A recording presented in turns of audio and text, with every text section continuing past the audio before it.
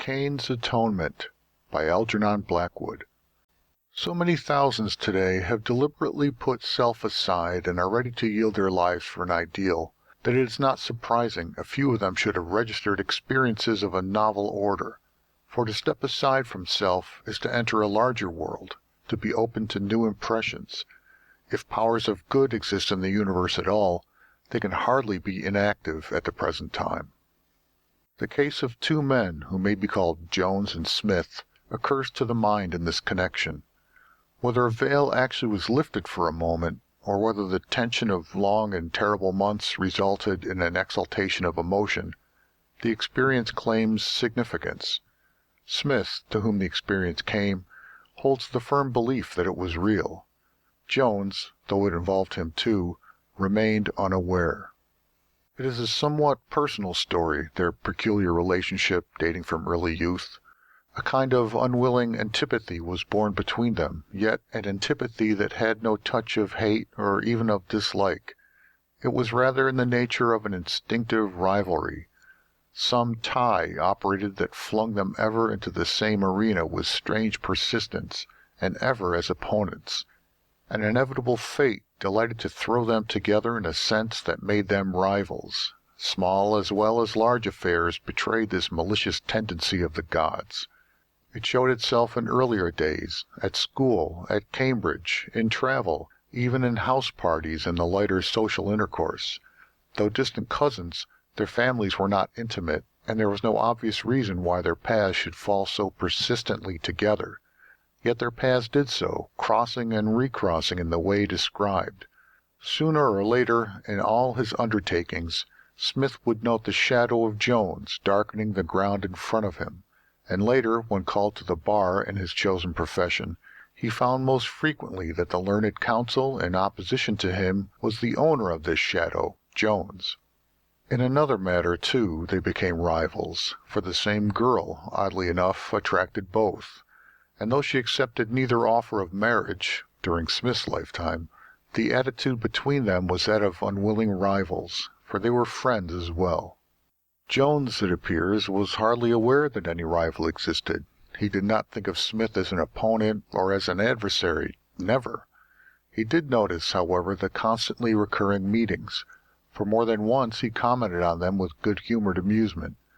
Smith, on the other hand, was conscious of a depth and strength in the tie that certainly intrigued him. Being of a thoughtful, introspective nature, he was keenly sensible of the strange competition in their lives, and sought in various ways for its explanation, though without success. The desire to find out was very strong in him, and this was natural enough owing to the singular fact that, in all their battles, he was the one to lose. Invariably, Jones got the best of every conflict. Smith always paid. Sometimes he paid with interest. Occasionally, too, he seemed forced to injure himself while contributing to his cousin's success. It was very curious. He reflected much upon it. He wondered what the origin of their tie and rivalry might be, but especially why it was that he invariably lost, and why he was so often obliged to help his rival to the point even of his own detriment. Tempted to bitterness sometimes, he did not yield to it, however. The relationship remained frank and pleasant. If anything, it deepened. He remembered once, for instance, giving his cousin a chance introduction which yet led, a little later, to the third party offering certain evidence, which lost him an important case, Jones, of course, winning it. The third party, too, angered at being dragged into the case, turned hostile to him, thwarting various subsequent projects. In no other way could Jones have procured this particular evidence. He did not know of its existence even. That chance introduction did it all.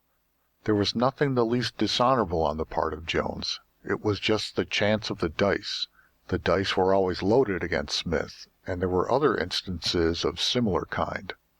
About this time, moreover, a singular feeling that had lain vaguely in his mind for some years past took more definite form. It suddenly assumed the character of a conviction that yet had no evidence to support it. A voice, long whispering in the depths of him, became much louder, grew into a statement that he accepted without further ado. "I'm paying off a debt," he phrased it, An old debt is being discharged. I owe him this, my help, and so forth. He accepted it, that is, as just, and this certainty of justice kept sweet his heart and mind, shutting the door on bitterness or envy. The thought, however, though it recurred persistently with each encounter, brought no explanation. When the war broke out, both offered their services. As members of the OTC, they got commissions quickly, but it was a chance remark of Smith's that made his friend join the very regiment he himself was in. They trained together, were in the same retreats and the same advances together. Their friendship deepened. Under the stress of circumstances, the tie did not dissolve, but strengthened. It was indubitably real, therefore. Then, oddly enough, they were both wounded in the same engagement. And it was here the remarkable fate that jointly haunted them betrayed itself more clearly than in any previous incident of their long relationship. Smith was wounded in the act of protecting his cousin. How it happened is confusing to a layman, but each apparently was leading a bombing party, and the two parties came together. They found themselves shoulder to shoulder, both brimmed with that pluck which is complete indifference to self. They exchanged a word of excited greeting, and the same second one of those rare opportunities of advantage presented itself which only the highest courage could make use of. Neither, certainly, was thinking of personal reward. It was merely that each saw the chance by which instant heroism might gain a surprise advantage for their side. The risk was heavy, but there was a chance, and success would mean a decisive result, to say nothing of high distinction for the man who obtained it, if he survived. Smith, being a few yards ahead of his cousin, had the moment in his grasp. He was in the act of dashing forward when something made him pause. A bomb in mid-air, flung from the opposing trench, was falling. It seemed immediately above him. He saw that it would just miss himself, but land full upon his cousin, whose head was turned the other way. By stretching out his hand, Smith knew he could field it like a cricket ball. There was an interval of a second and a half, he judged. He hesitated, perhaps a quarter of a second. Then he acted. He caught it. It was the obvious thing to do. He flung it back into the opposing trench. The rapidity of thought is hard to realize. In that second and a half, Smith was aware of many things. He saved his cousin's life, unquestionably. Unquestionably also, Jones seized the opportunity that otherwise was his cousin's. But it was neither of these reflections that filled Smith's mind. The dominant impression was another. It flashed into actual words inside his excited brain. I must risk it. I owe it to him, and more besides. He was, further, aware of another impulse than the obvious one. In the first fraction of a second it was overwhelmingly established. And it was this, that the entire episode was familiar to him. A subtle familiarity was present. All this had happened before. He had already, somewhere, somehow, seen death descending upon his cousin from the air. Yet with a difference. The difference escaped him. The familiarity was vivid. That he missed the deadly detonators in making the catch, or that the fuse delayed, he called good luck. He only remembers that he flung the gruesome weapon back whence it had come, and that its explosion in the opposite trench material helped his cousin to find glory in the place of death. The slight delay, however, resulted in his receiving a bullet through the chest, a bullet he would not otherwise have received, presumably.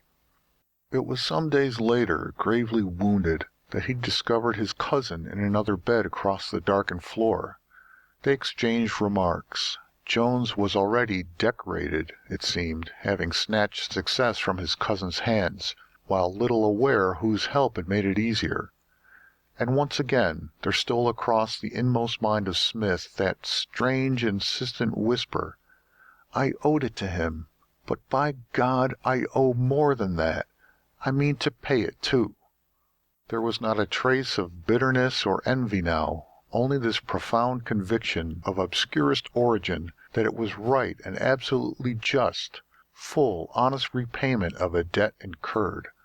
Some ancient balance of account was being settled. There was no chance. Injustice and caprice played no role at all. and a deeper understanding of life's ironies crept into him, for if everything was just, there was no room for whimpering. And the voice persisted above the sound of busy footsteps in the ward. "I owe it. I'll pay it gladly." Through the pain and weakness, the whisper died away. He was exhausted. There were periods of unconsciousness, but there were periods of half-consciousness as well. Then flashes of another kind of consciousness altogether, when, bathed in high, soft light, he was aware of things he could not quite account for. He saw. It was absolutely real, only the critical faculty was gone. He did not question what he saw as he stared across at his cousin's bed. He knew. Perhaps the beaten, worn-out body let something through at last. The nerves, overstrained to numbness, lay very still. The physical system, battered and depleted, made no cry. The clamor of the flesh was hushed. He was aware, however, of an undeniable exaltation of the spirit in him as he lay and gazed towards his cousin's bed. Across the night of time, it seemed to him, the picture stole before his inner eye with a certainty that left no room for doubt. It was not the cells of memory in his brain of today that gave up their dead. It was the eternal self in him that remembered and understood. The soul. With that satisfaction which is born of full comprehension, he watched the light glow and spread about the little bed. Thick matting deadened the footsteps of nurses, orderlies, doctors.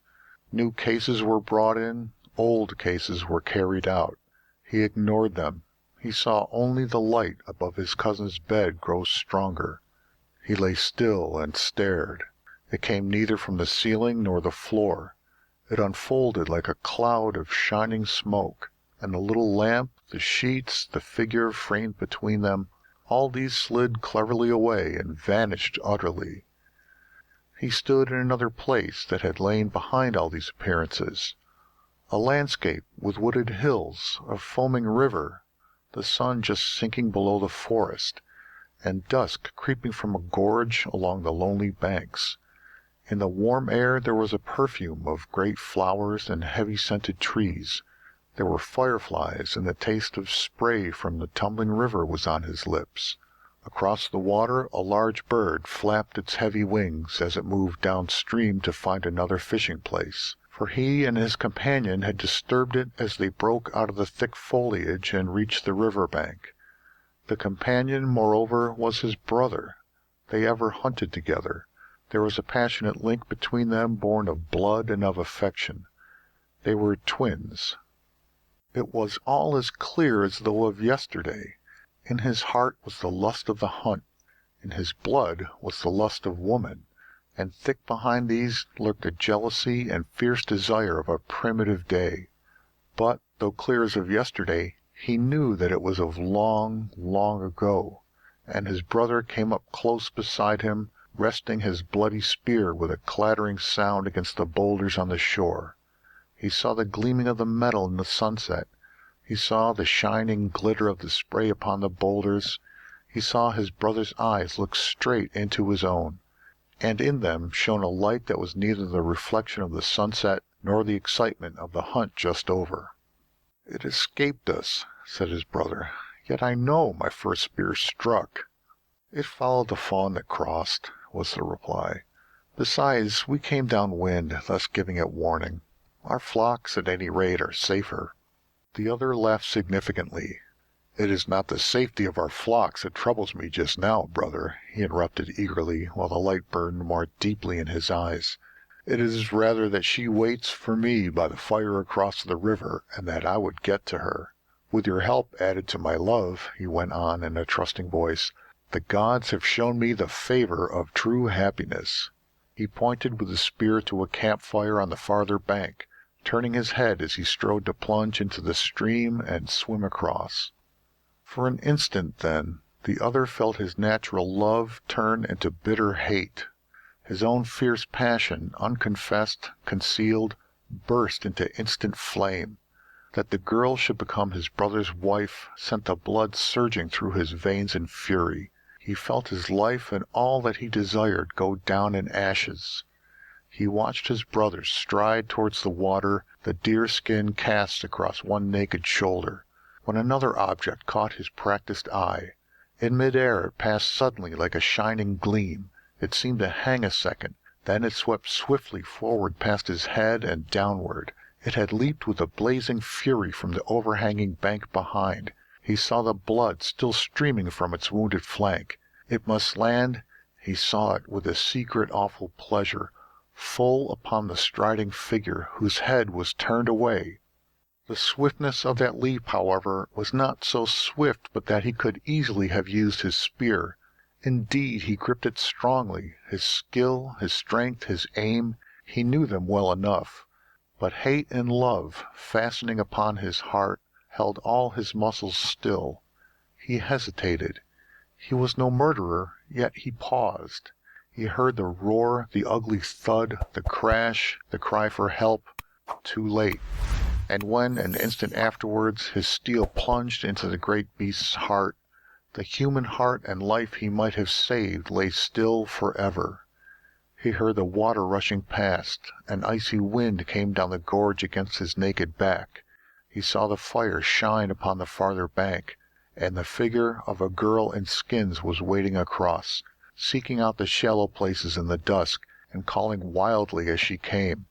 Then darkness hid the entire landscape, yet a darkness that was deeper, bluer than the velvet of the night alone.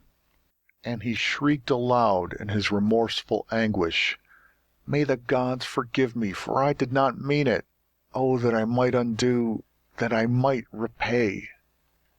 That his cries disturbed the weary occupants in more than one bed is certain, but he remembers chiefly that a nurse was quickly by his side, and that something she gave him soothed his violent pain and helped him into deeper sleep again.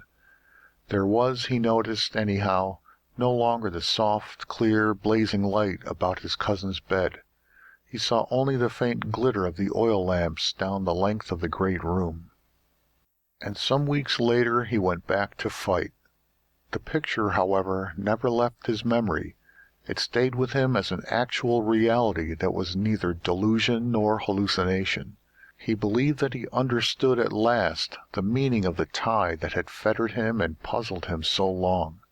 The memory of those far-off days of shepherding beneath the stars of long ago remained vividly beside him. He kept his secret, however. In many a talk with his cousin beneath the nearer stars of Flanders, no word of it ever passed his lips. The friendship between them, meanwhile, experienced a curious deepening, though unacknowledged in any spoken words. Smith, at any rate, on his side, put into it an affection that was a brave man's love. He watched over his cousin. In the fighting especially, when possible, he sought to protect and shield him, regardless of his own personal safety. He delighted secretly in the honors his cousin had already won. He himself was not yet even mentioned in dispatches, and no public distinction of any kind had come his way. His V.C. eventually, well, he was no longer occupying his body when it was bestowed. He had already left. He was now conscious, possibly, of other experiences besides that one of ancient, primitive days, when he and his brother were shepherding beneath other stars.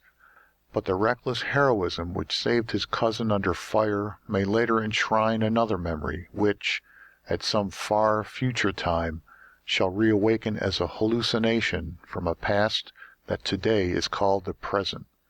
The notion, at any rate, flashed across his mind before he left. Wireless Confusion by Algernon Blackwood.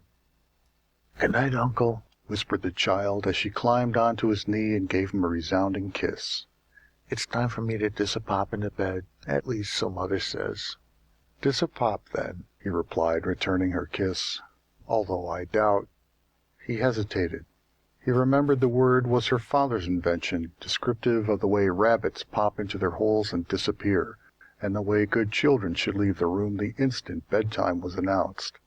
The father, his twin brother, seemed to enter the room and stand beside them. "Then give me another kiss and dis-a-pop," he said quickly. The child obeyed the first part of his injunction, but had not obeyed the second when the queer thing happened. She had not left his knee. He was still holding her at the full stretch of both arms. He was staring into her laughing eyes when she suddenly went far away into an extraordinary distance. She retired, minute, tiny, but still in perfect proportion and clear as before. She was withdrawn in space till she was small as a doll. He saw his own hands holding her, and they too were minute. Down this long corridor of space, as it were, he saw her diminutive figure. "Uncle!" she cried, yet her voice was loud as before. "But what a funny face! You pretend you've seen a ghost." And she was gone from his knee and from the room, the door closing quietly behind her. He saw her across the floor, a tiny figure. Then, just as she reached the door, she became of normal size again, as if she crossed a line. He felt dizzy. The loud voice close to his ear, issuing from a diminutive figure half a mile away, had a distressing effect upon him. He knew a curious qualm as he sat there in the dark. He heard the wind walking around the house, trying the doors and windows. He was troubled by a memory he could not seize. Yet the emotion instantly resolved itself into one of personal anxiety. Something had gone wrong with his eyes. Sight, his most precious possession as an artist, was of course affected. He was conscious of a little trembling in him as he at once began trying his sight at various objects. His hands, the high ceiling, the trees dim in the twilight on the lawn outside. He opened a book and read half a dozen lines at changing distances. Finally he stared carefully at the second hand of his watch. "Right as a trivet," he exclaimed aloud. He emitted a long sigh. He was immensely relieved. "Nothing wrong with my eyes." He thought about the actual occurrence a great deal. He felt as puzzled as any other normal person might have felt. While he held the child actually in his arms, gripping her with both hands, he had seen her suddenly half a mile away. "Half a mile," he repeated under his breath. "Why, it was even more. It was easily a mile." It had been exactly as though he suddenly looked at her down the wrong end of a powerful telescope. It had really happened. He could not explain it. There was no more to be said. This was the first time it happened to him. At the theater, a week later, when the phenomenon was repeated, the stage he was watching fixedly at the moment went far away, as though he saw it from a long way off. The distance, so far as he could judge, was the same as before, about a mile. It was an Eastern scene, realistically costumed and produced, that without an instant's warning withdrew. The entire stage went with it, although he did not actually see it go. He did not see movement, that is. It was suddenly remote, while yet the actors' voices, the orchestra, the general hubbub retained their normal volume. He experienced again the distressing dizziness. He closed his eyes, covering them with his hand, then rubbing the eyeballs slightly, and when he looked up the next minute, the world was as it should be, as it had been at any rate. Unwilling to experience a repetition of the thing in a public place, however, and fortunately being alone, he left the theater at the end of the act. Twice this happened to him, once with an individual, his brother's child, and once with a landscape, an Eastern stage scene. Both occurrences were within the week, during which time he had been considering a visit to the oculist, though without putting his decision into execution. He was the kind of man that dreaded doctors, dentists, oculists, always postponing, always finding reasons for delay.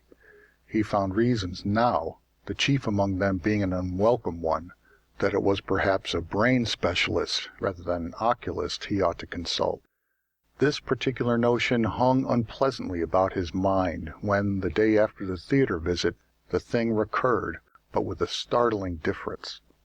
While idly watching a bluebottle fly that climbed the window-pane with remorseless industry, only to slip down again at the very instant when escape into the open air was within its reach, the fly grew abruptly into gigantic proportions, became blurred and indistinct as it did so, covered the entire pane with its furry, dark, ugly mass, and frightened him so that he stepped back with a cry and nearly lost his balance altogether.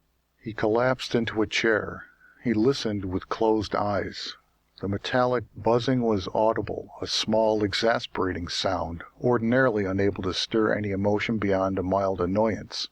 Yet it was terrible that so huge an insect should make so faint a sound seemed to him terrible. At length he cautiously opened his eyes. The fly was of normal size once more. He hastily flicked it out of the window.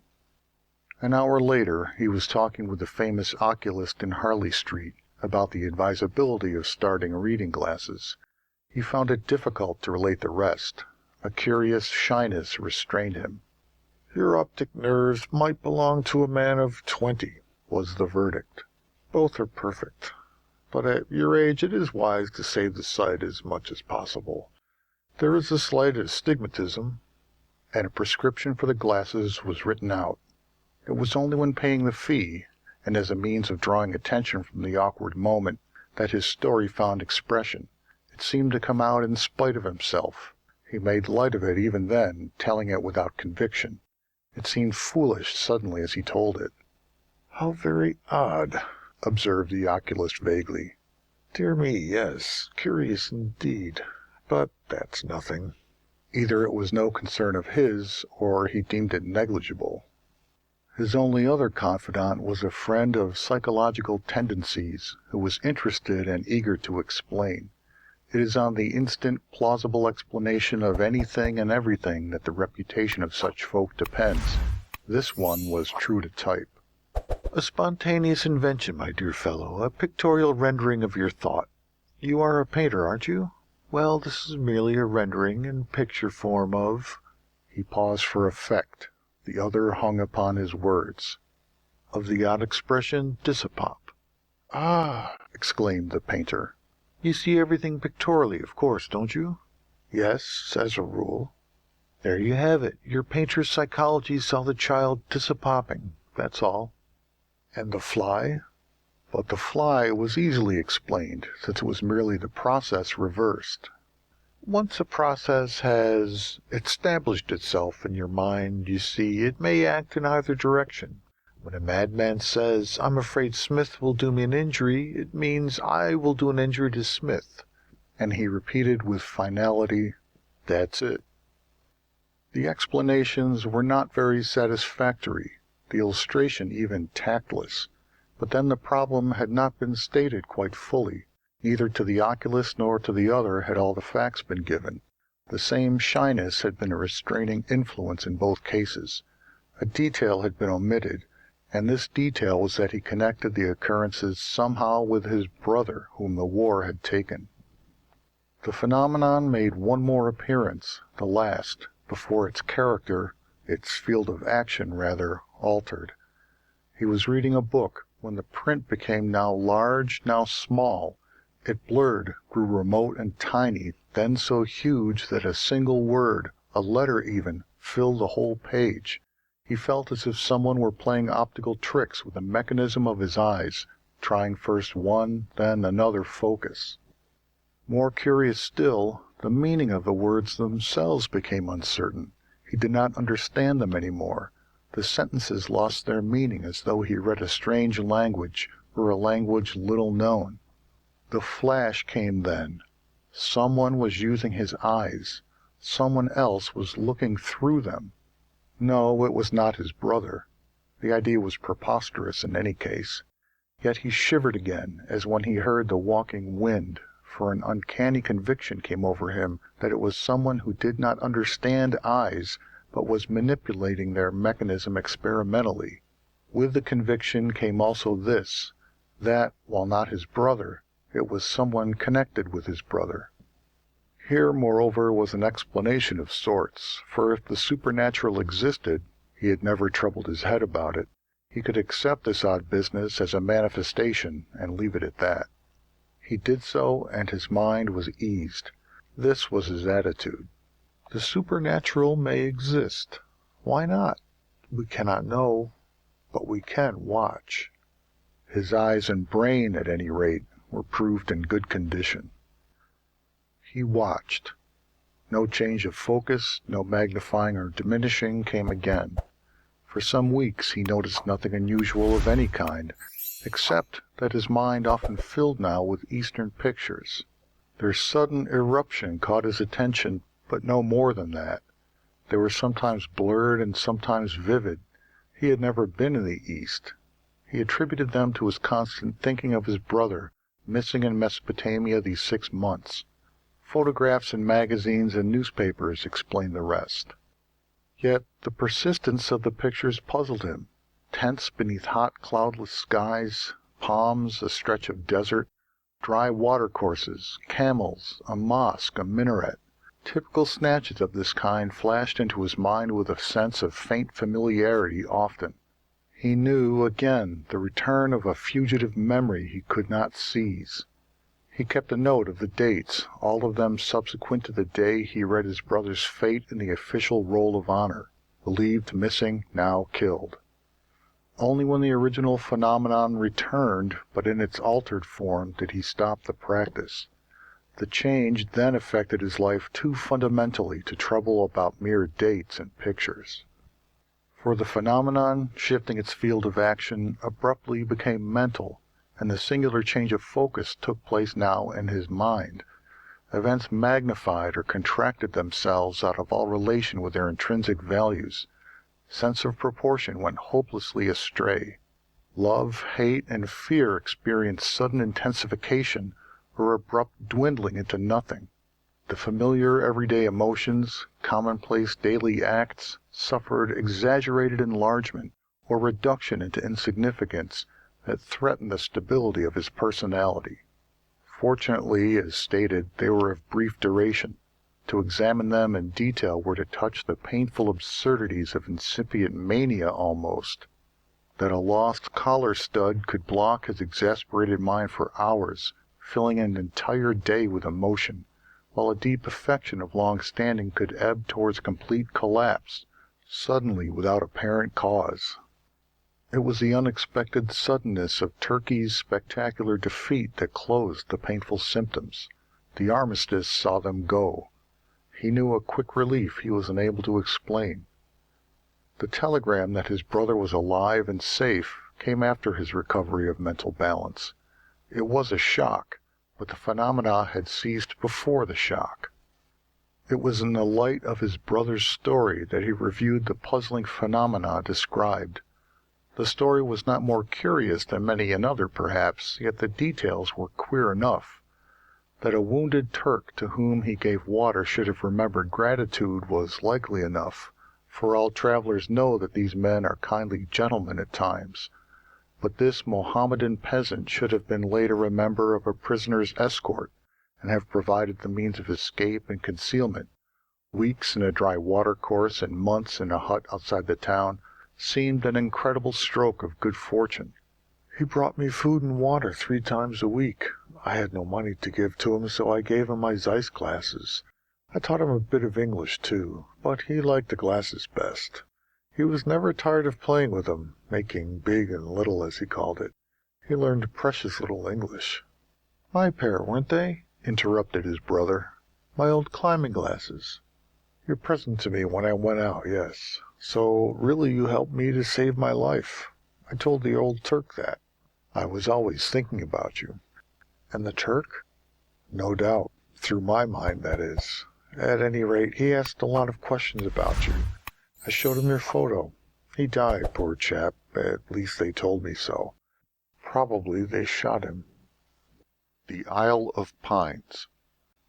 For many years there lived near the town of Gallipolis, Ohio, an old man named Herman Deluse. Very little was known of his history, for he would neither speak of it himself nor suffer others. It was a common belief among his neighbors that he had been a pirate, if upon any better evidence than his collection of boarding pikes, cutlasses, and ancient flintlock pistols, no one knew.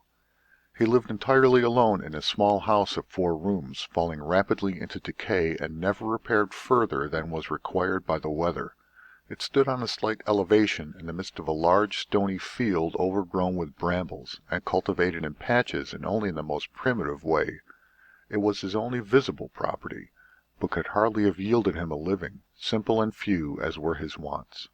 He seemed always to have ready money, and paid cash for all his purchases at the village stores round about. seldom buying more than 2 or 3 times at the same place until the lapse of a considerable time.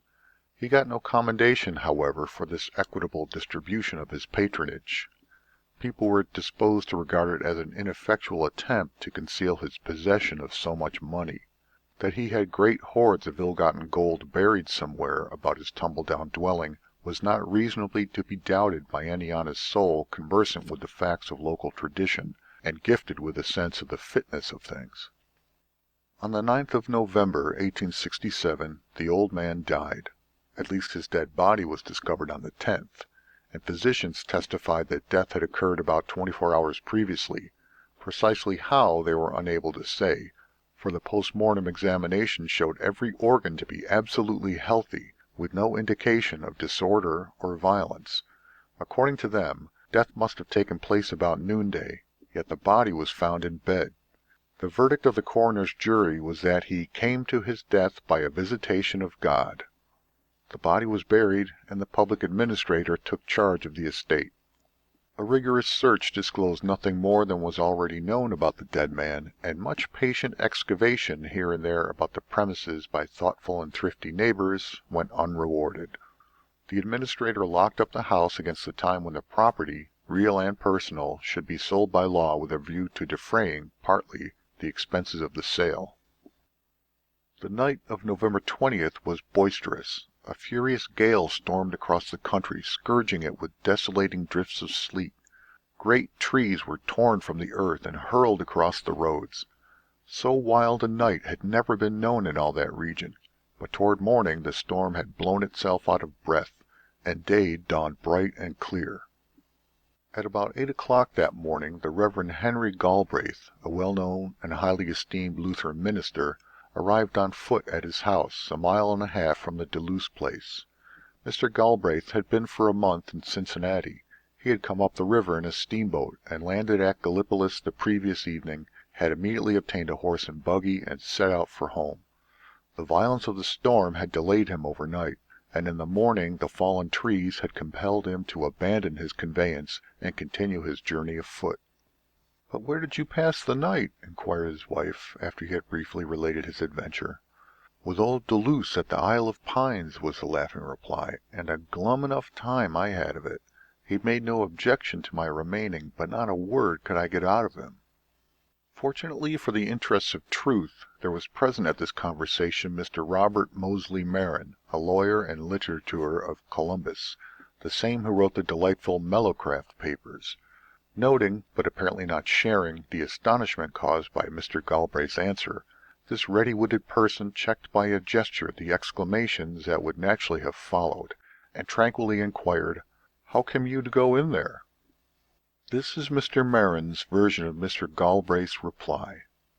"I saw a light moving about the house, and being nearly blinded by the sleet, and half frozen besides, drove in at the gate and put up my horse in the old rail stable, where it is now.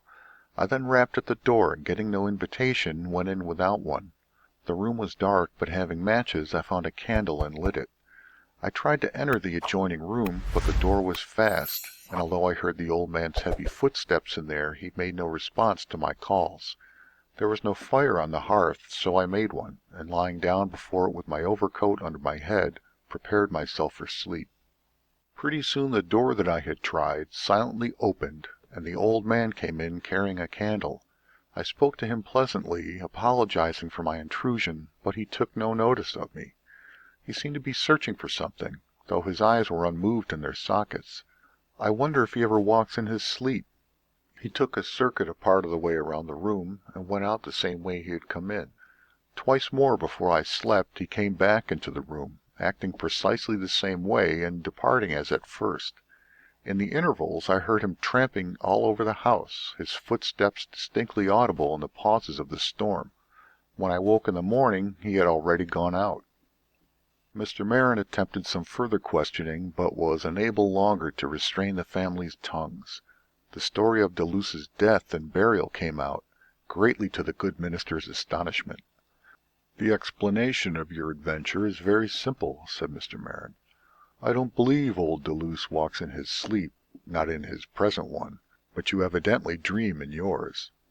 and to this view of the matter Mr. Galbraith was compelled reluctantly to assent.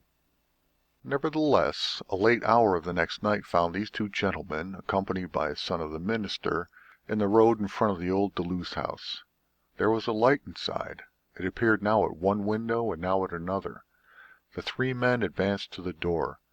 Just as they reached it, there came from the interior a confusion of the most appalling sounds. The clash of weapons, steel against steel, sharp explosions as of firearms, shrieks of women, groans and the curses of men in combat. The investigators stood a moment, irresolute, frightened. Then Mr. Galbraith tried the door. It was fast. But the minister was a man of courage, a man, moreover, of Herculean strength.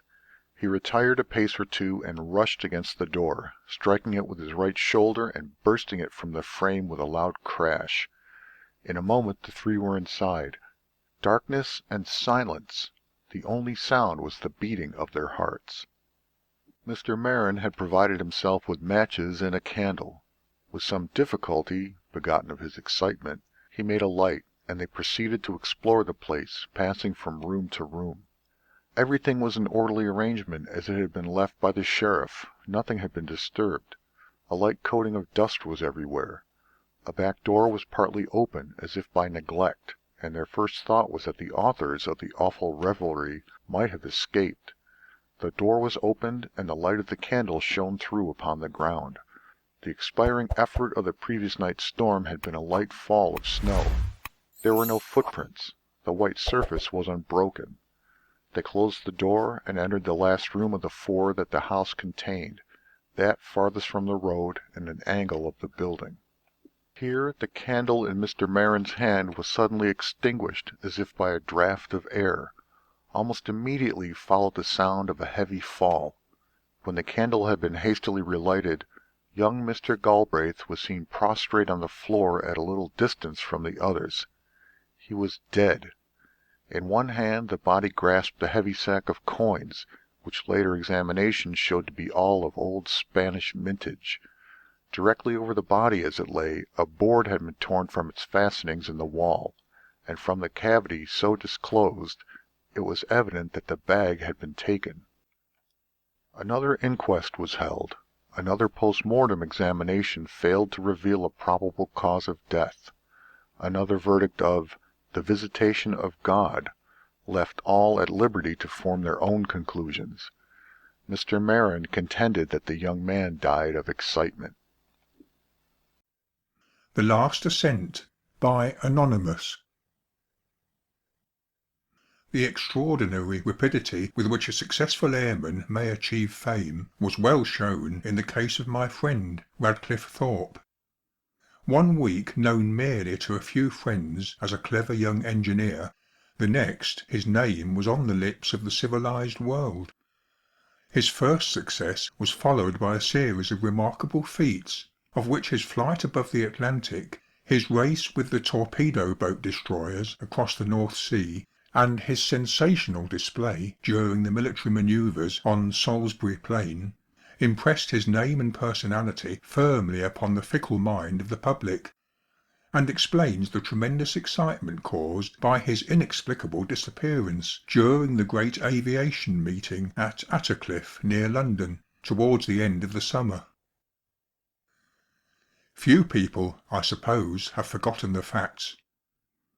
For some time previously he had been devoting himself more especially to ascending to as great a height as possible. He held all the records for height, and it was known that at Attercliffe he meant to endeavour to eclipse his own achievements. It was a lovely day, not a breath of wind stirring, not a cloud in the sky. We saw him start. We saw him fly up and up in great sweeping spirals. We saw him climb higher and ever higher into the azure space.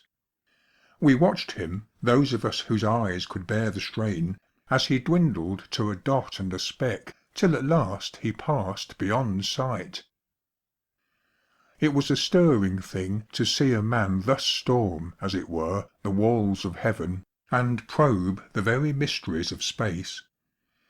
I remember I felt quite annoyed with someone who was taking a cinematograph record.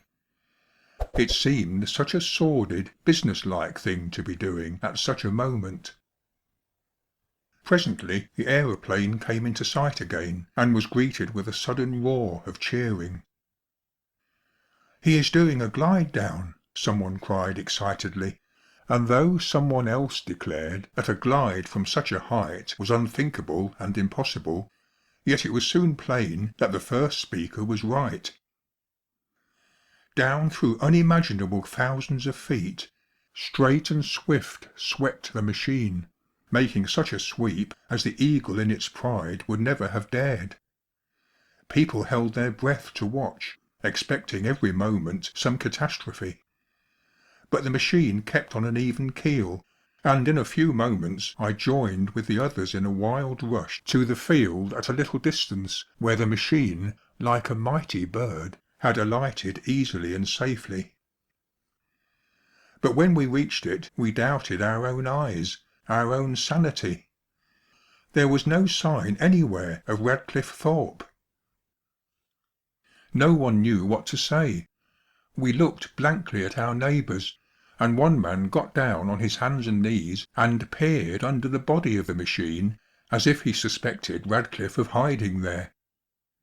Then the chairman of the meeting, Lord Fallowfield, made a curious discovery. "Look," he said in a high, shaken voice, "the steering wheel is jammed." It was true. The steering wheel had been carefully fastened in one position, and the lever controlling the planes had also been fixed so as to hold them at the right angle for a downward glide. That was strange enough, but in face of the mystery of Radcliffe's disappearance little attention was paid it. Where, then, was its pilot? That was the question that was filling everybody's mind. He had vanished as utterly as vanishes the mist one sees rising in the sunshine. It was supposed he must have fallen from his seat, but as to how that had happened, how it was that no fragment of his body or his clothing was ever found, above all, how it was that his aeroplane had returned, the engine cut off, the planes secured in correct position, no even moderately plausible explanation was ever put forward. The loss to aeronautics was felt to be severe. From childhood Radcliffe had shown that, in addition to this, he had a marked aptitude for drawing, usually held at the service of his profession, but now and again exercised in producing sketches of his friends. Among those who knew him privately he was fairly popular, though not, perhaps, so much so as he deserved.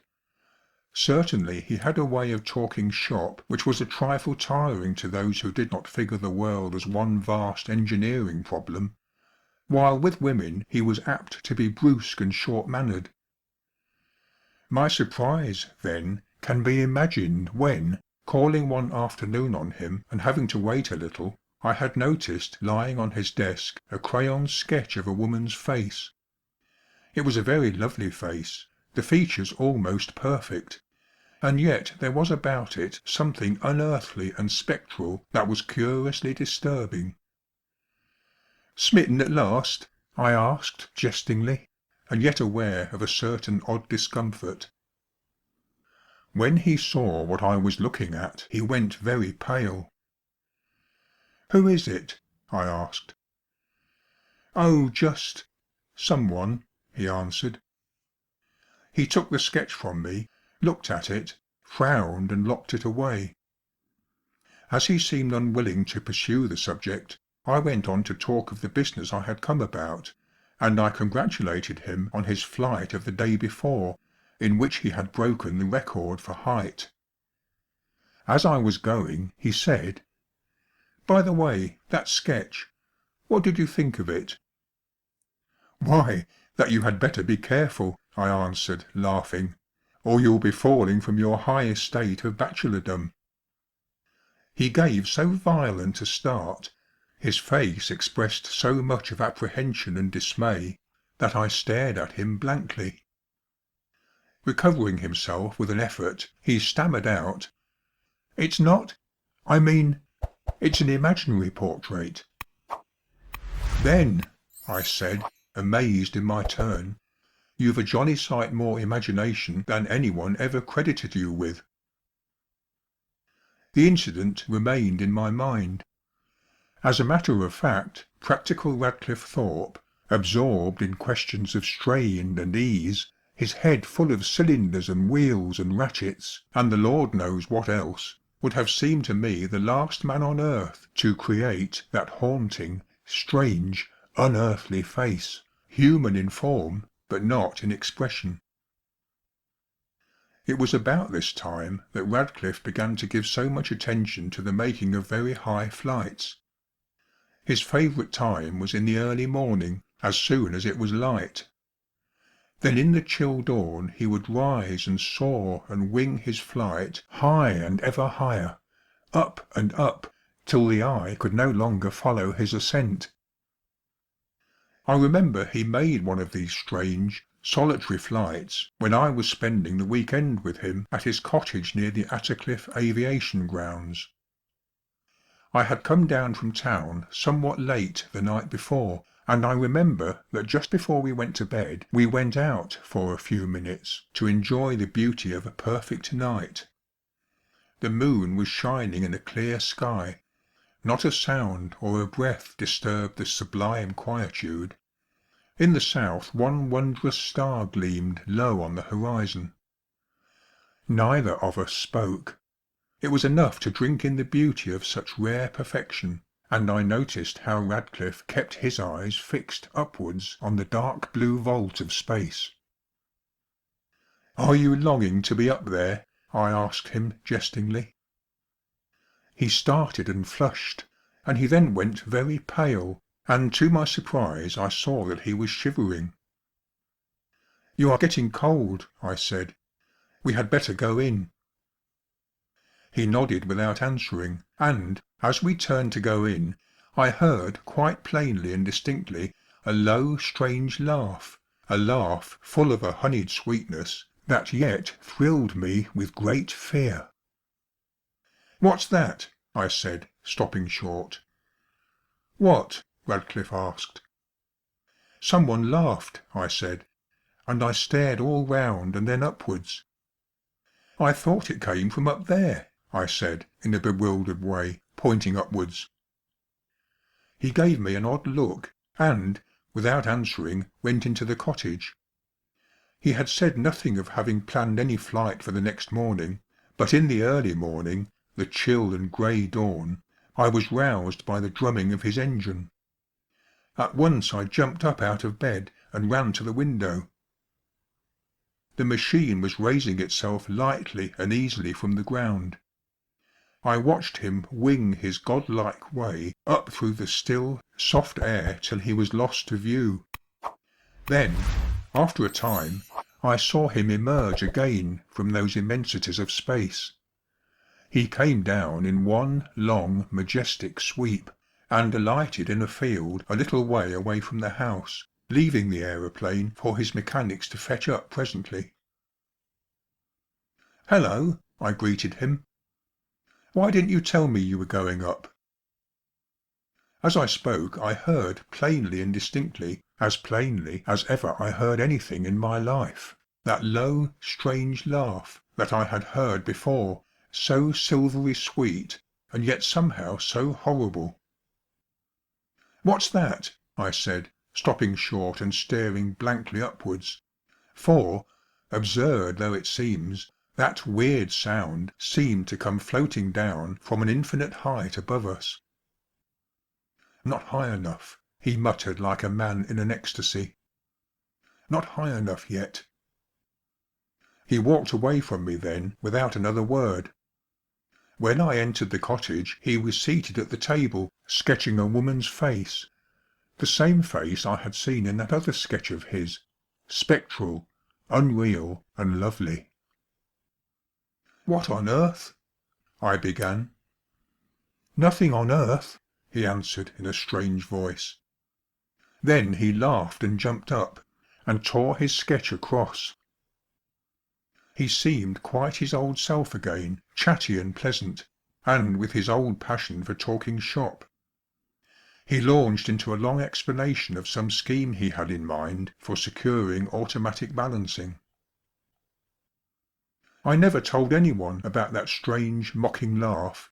In fact, I had almost forgotten the incident altogether when something brought every detail back to my memory. I had a letter from a person who signed himself George Barnes. Barnes, it seemed, was the operator who had taken the pictures of that last ascent, and as he understood I had been Mr. Thorpe's greatest friend, he wanted to see me. Certain expressions in the letter aroused my curiosity. I replied. He asked for an appointment at a time that was not very convenient, and finally I arranged to call at his house one evening. It was one of those smart little six-room villas of which so many have been put up in the London suburbs of late. Barnes was buying it on the instalment system, and I quite won his heart by complimenting him on it. But for that, I doubt if anything would have come of my visit, for he was plainly nervous and ill at ease, and very repentant of ever having said anything. But after my compliment to the house, we got on better. "It's on my mind," he said. "I shan't be easy till someone else knows." We were in the front room where a good fire was burning. In my honour, I guessed, for the apartment had not the air of being much used. On the table were some photographs. Barnes showed them me. They were enlargements from those he had taken of poor Radcliffe's last ascent. "They've been shown all over the world," he said. "Millions of people have seen them." "Well?" I said. "But there's one no one has seen, no one except me." He produced another print and gave it to me. I glanced at it. It seemed much like the others, having been apparently one of the last of the series, taken when the aeroplane was at a great height. The only thing in which it differed from the others was that it seemed a trifle blurred. "A poor one," I said. "It's misty." "Look at the mist," he said. I did so.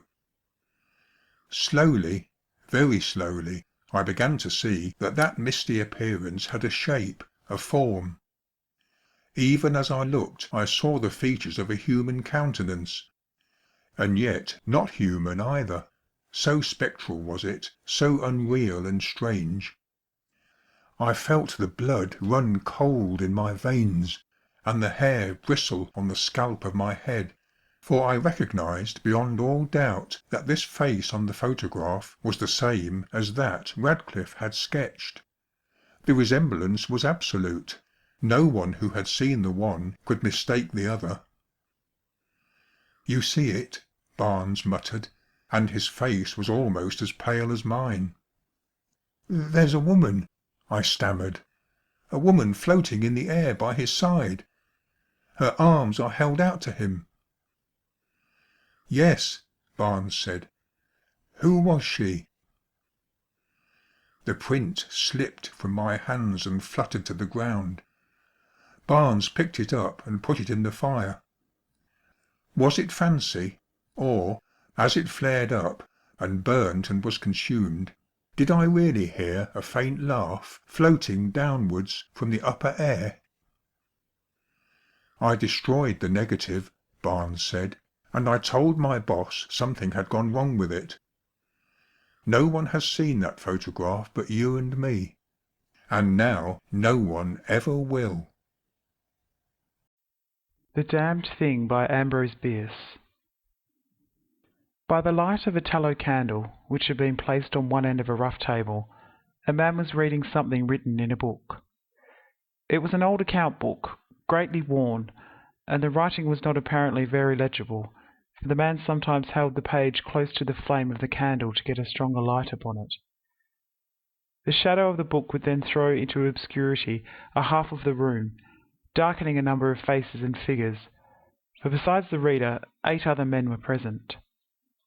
7 of them sat against the rough log walls, silent and motionless, and the room being small, not very far from the table. By extending an arm, any one of them could have touched the 8th man, who lay on the table, face upward, partly covered by a sheet, his arms at his sides. He was dead. The man with the book was not reading aloud, and no one spoke. All seemed to be waiting for something to occur. The dead man only was without expectation. From the blank darkness outside came in, through the aperture that served for a window, all the ever unfamiliar noises of night in the wilderness.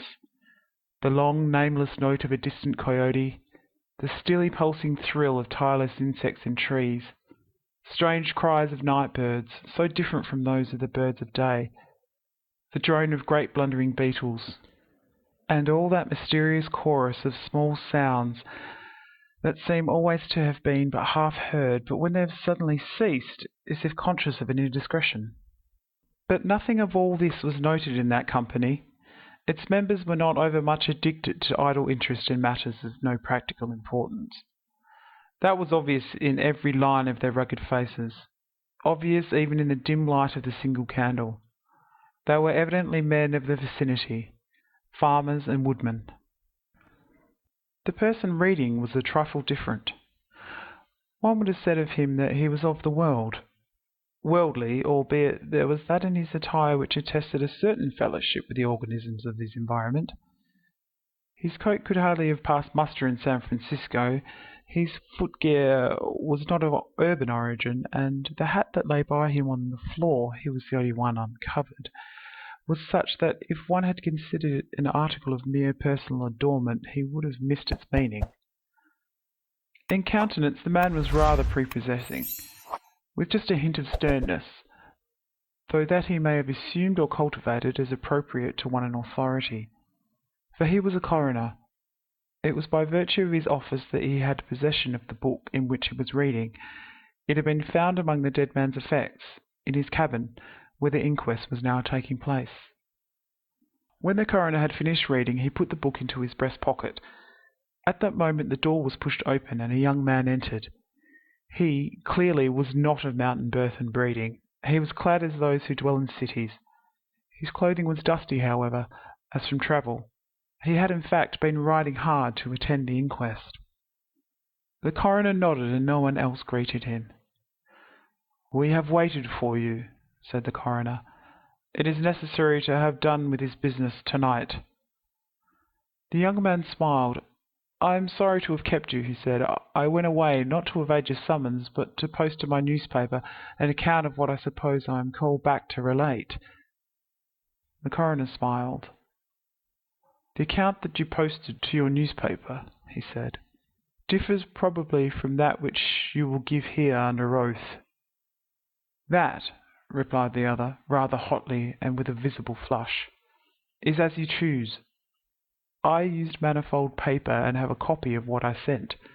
It was not written as news, for it is incredible, but as fiction.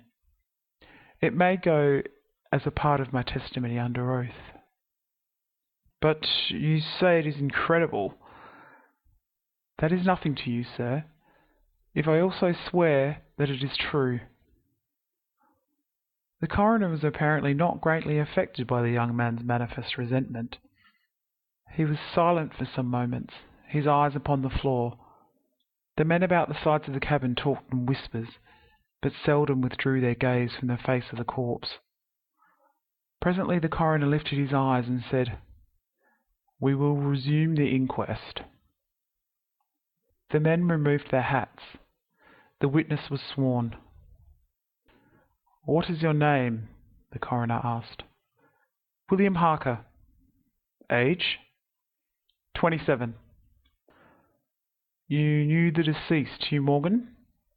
"Yes." "You were with him when he died?" "Near him." "How did that happen? Your presence, I mean." "I was visiting him at this place to shoot and fish. A part of my purpose, however, was to study him, and his odd, solitary way of life. He seemed a good model for a character in fiction. I sometimes write stories. I sometimes read them. Thank you. Stories in general, not yours. Some of the jurors laughed. Against a sombre background, humour shows highlights. Soldiers in the intervals of battle laugh easily, and a jest in the death chamber conquers by surprise. Relate the circumstances of this man's death, said the coroner. You may use any notes or memoranda that you please. The witness understood. Pulling a manuscript from his breast pocket, he held it near the candle, and turning the leaves until he found the passage that he wanted, began to read.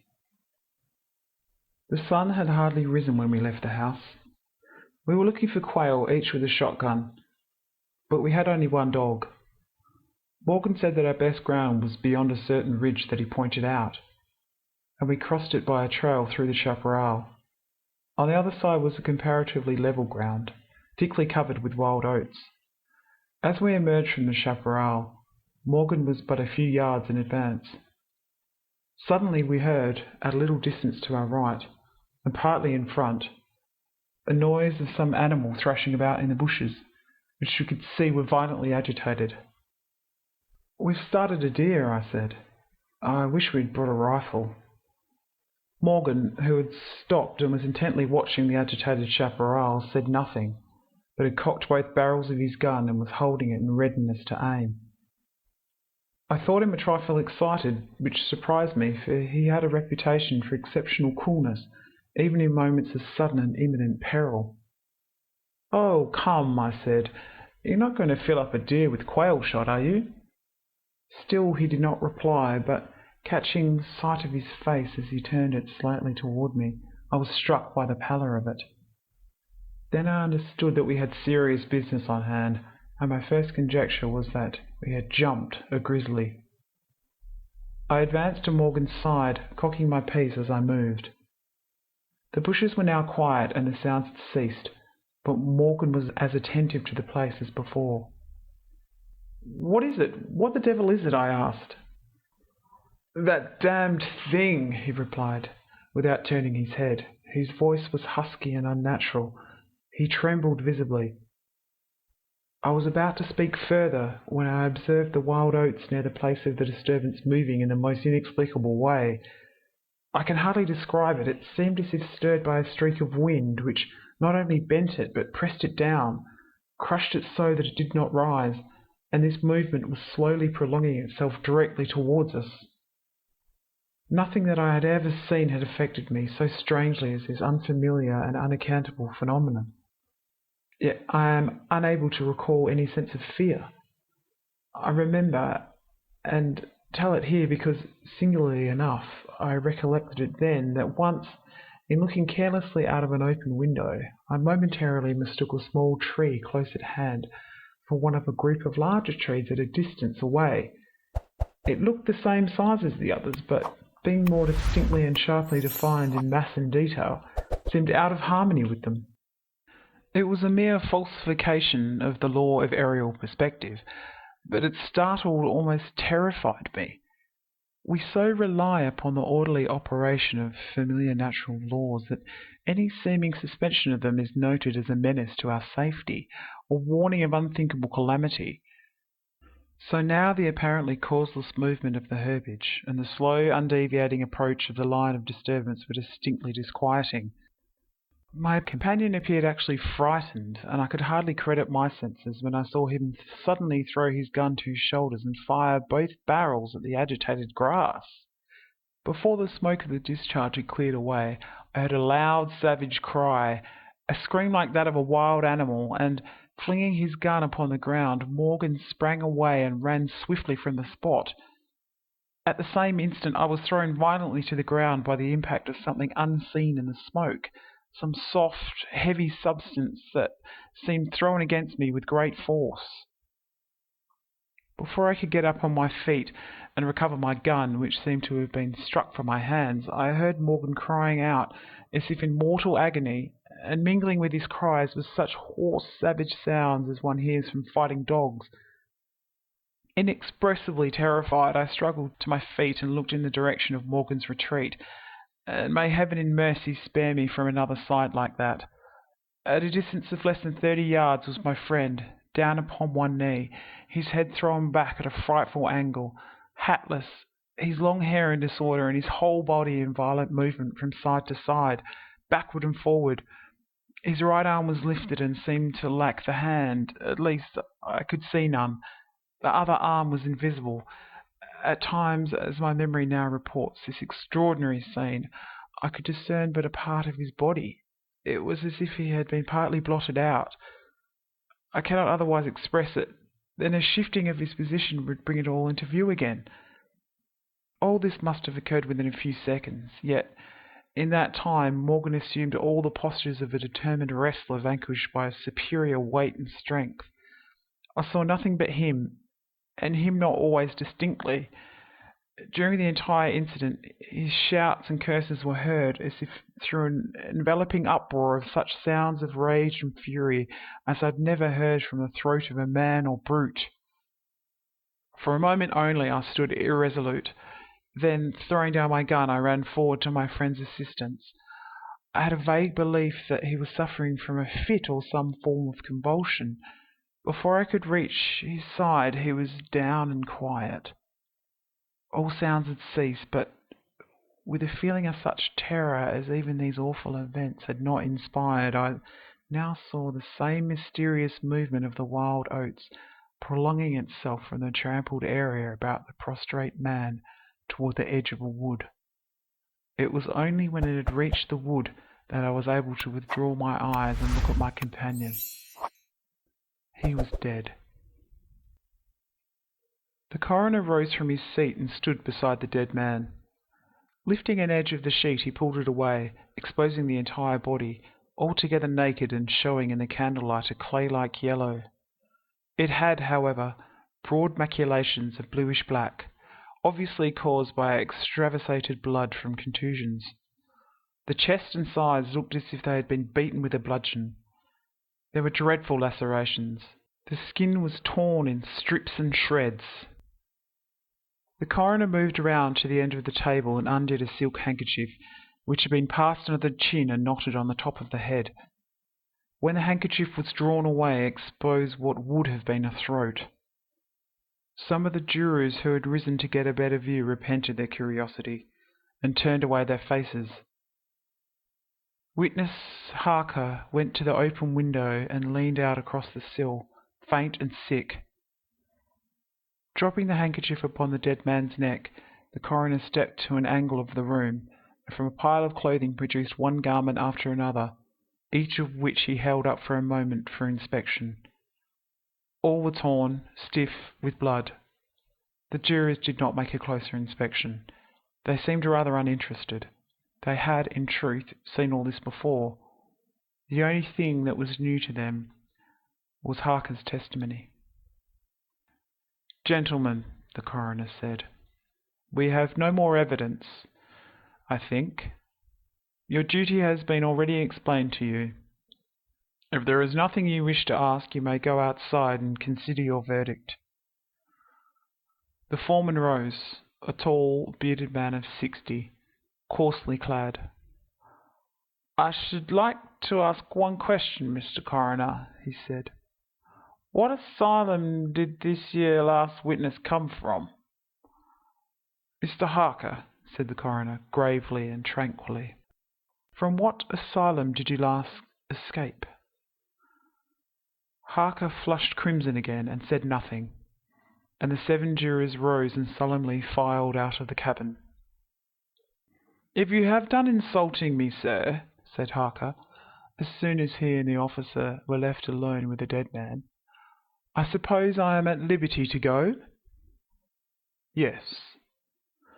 Harker started to leave, but paused, with his hand on the door latch. The habit of his profession was strong in him, stronger than his sense of personal dignity. He turned about and said, "The book you have there, I recognize it as Morgan's diary. You seem greatly interested in it. You read in it while I was testifying. May I see it? The public would like—" "The book will cut no figure in this matter," replied the official, slipping it into his coat pocket. All the entries in it were made before the writer's death. As Harker passed out of the house, the jury re-entered and stood about the table on which the now covered corpse showed under the sheet with sharp definition. The foreman seated himself near the candle, produced from his breast pocket a pencil and a scrap of paper, and wrote rather laboriously the following verdict, which with various degrees of effort all signed. We, the jury, do find the remains come to their death at the hands of a mountain lion, but some of us thinks, all the same, they had fits. In the diary of the late Hugh Morgan are certain interesting entries having, possibly, a scientific value as suggestions. At the inquest upon his body, the book was not put into evidence. Possibly the coroner thought it not worth while to confuse the jury. The date of the first of the entries mentioned cannot be ascertained. The upper part of the leaf is torn away. The part of the entry remaining is as follows.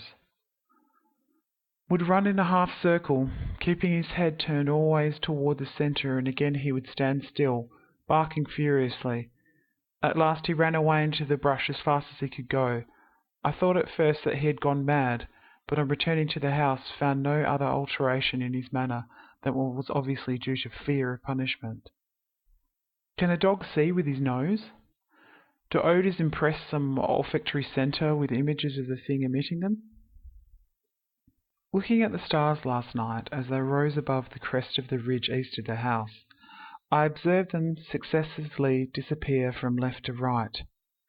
Each was eclipsed by an instant, and only a few at the same time, but along the entire length of the ridge, all that were within a degree or two of the crest were blotted out. It was as if something had passed along between me and them, but I could not see it, and the stars were not thick enough to define its outline.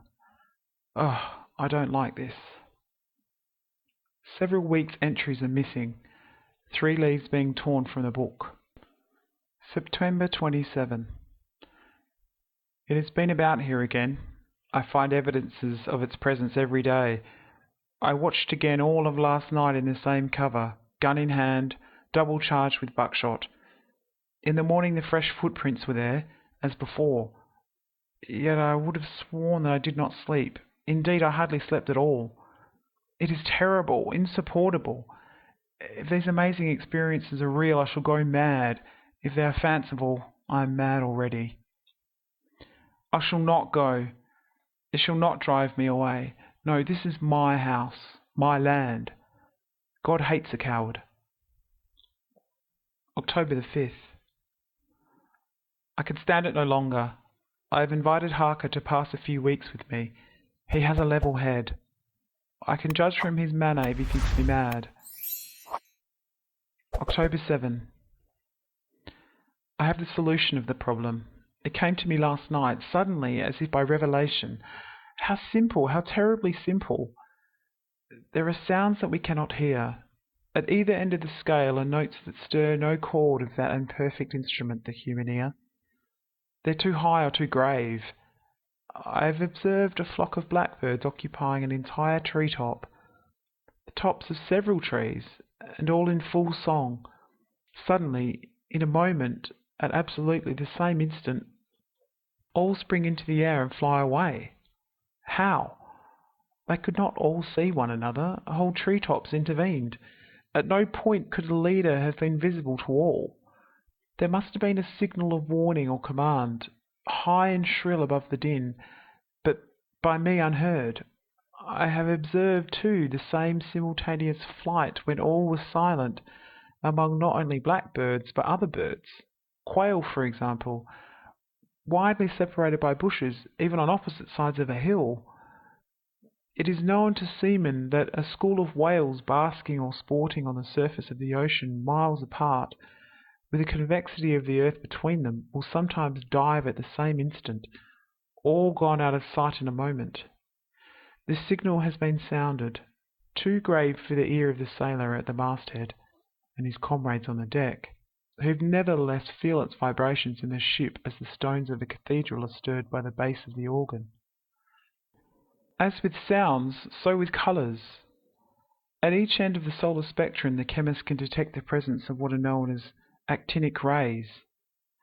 They represent colours, integral colours in the composition of light, which we are unable to discern. The human eye is an imperfect instrument. Its range is but a few octaves of the real chromatic scale. I'm not mad. There are colours that we cannot see. And God help me, the damned thing is of such a colour.